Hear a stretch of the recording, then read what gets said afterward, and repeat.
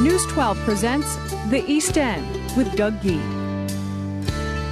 Our first stop is a place that was around way before airplanes, the Watermill Museum. I always say this is the greatest little 370-year-old building in Watermill. Our history goes back to about 1640, and the settlers needed to have a place to grind grain so that they could survive. They could survive winters, they'd have something to eat. About 50 years ago, it was made into the museum that we know it to be now. The place has been preserved very well. I kind of feel like I'm in Revolutionary War times.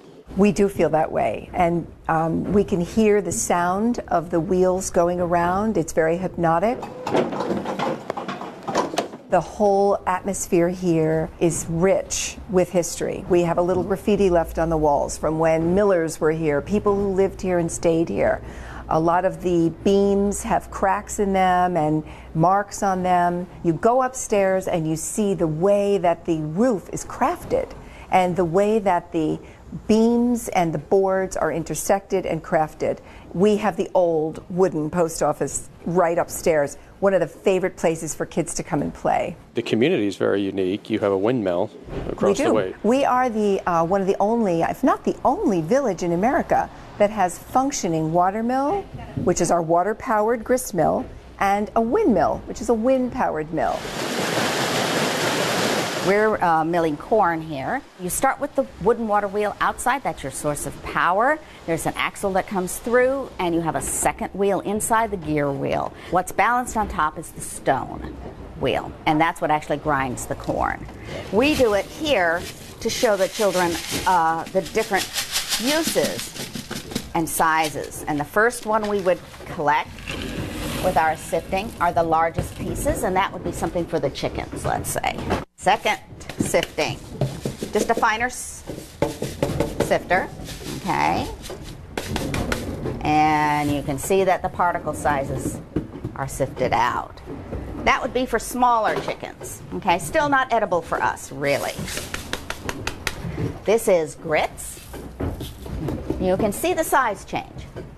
You go from the very large for your animal feed down to a smaller, let's say small chickens or the tiny chickens. Then you've got grits. This is a cereal and you can eat this. And of course what we've ended up with in our last step is the cornmeal itself. And this is? And this is what we bake with. And then when you brush your hands off, what you're left with is corn starch. Oh, is that right? Yeah, does that feel nice? Yeah, yeah. It was probably used medicinally, just like we use it today for baby powder. The wheel outside and the water turning, there's something fascinating about it, something just kind of calming where you just kind of stare at it. Do you feel that? Do you get that? You know, you're here all the time.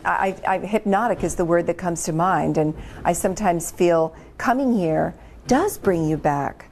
You know, we're all so plugged in, and so here is, I'm all about getting unplugged. So coming here, you really are a step back in time. I mean, we don't walk around in colonial garb and hats and that kind of thing, but when you come here, the building really speaks for itself.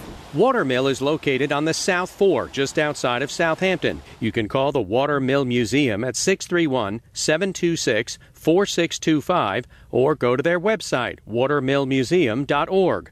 You can also go to our website for information, news12.com, click on Features, then East End.